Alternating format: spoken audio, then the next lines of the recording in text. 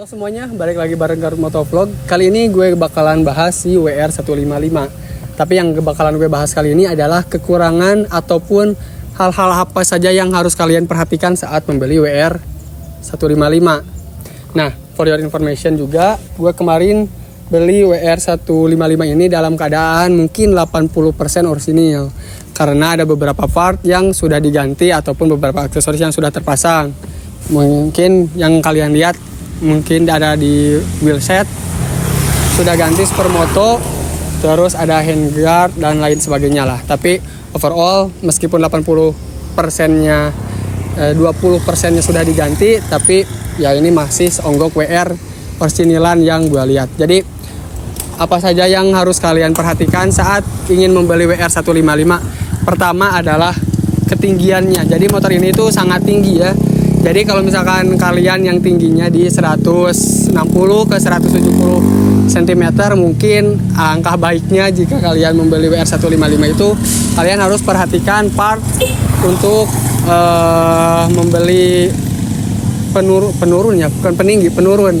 Karena mungkin kalian harus ganti ini nih, flowering supaya motornya lebih pendek. Dan mungkin ini hal yang sederhana yang gue lakukan adalah gue menurunkan sok depannya biar sedikit lebih pendek gitu. Apalagi pas gue beli motor ini, dia joknya sudah ditambah 5 cm jadi rata gitu, sedangkan kan orisinilnya ini masuk ke dalam gitu. Jadi emang lebih tinggi lagi 5 cm. Yang orisinilnya itu dengan tinggi 880 cm, 888 mm.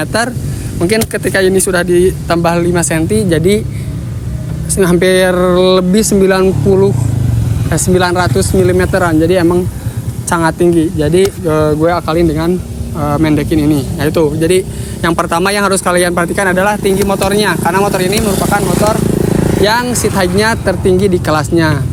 Terus juga selain tinggi, yang harus kalian perhatikan, dan menurut gua ini adalah salah satu permasalahan di mata gua yang mungkin agak kurang nyaman dilihat adalah nih, perkabelan. Di sini tuh perkabelannya terekspos banget. Nih. Di sini soket-soketnya di sini cuman dilapisi karet ini aja, terus di sini juga agak berantakan gitu. Jadi yang harus kalian perhatikan adalah wiring dari perkabelannya. Karena pada dasarnya motor ini kan motor adventure ya, motor terabasan lah, motor cross.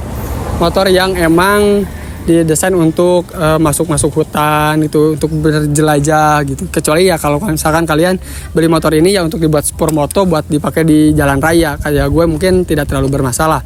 Tapi kalau misalkan kalian belinya emang fokus untuk bisa terabasan, bisa adventure, mungkin hal-hal seperti ini yang harus kalian perhatikan. Karena tidak menutup kemungkinan ketika kalian terabas, ininya tuh tergenang atau tercipat air gitu kan, bisa masuk saja ke sini dan mengganggu kelistrikannya tuh. Dan ini juga nyambung ke kekurangan dia yang ketiga yang cukup fatal menurut gua, yaitu dia tidak menggunakan kickstarter. Jadi kan kalau misalkan di kelasnya kayak di KLX sama di CRF, dia punya kickstarter ya untuk kesalahan gitulah.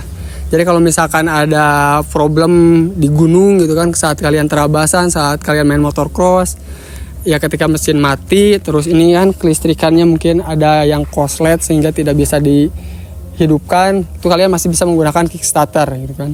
Nah sedangkan di motor ini tuh nggak ada. Jadi salah satu caranya mungkin bahasa Sunda itu digajrug lah ya, dimasukin gigi, didorong, terus dihentak supaya mesinnya hidup. Dan itu menurut gue ya cukup agak riskan lah gitu, jika menghidupkan motor dengan cara seperti itu. Jadi itu 3 hal yang harus kalian perhatikan saat mau membeli WR155.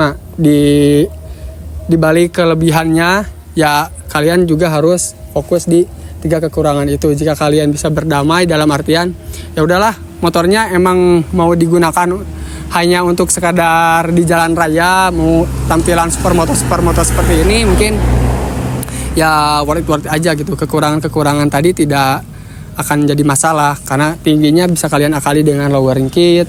Terus ini perkabelan ya bisa kalian rapihin lagi lah, atau setidaknya mungkin ada penutup pelindung apa aftermarket untuk ini gitu kan.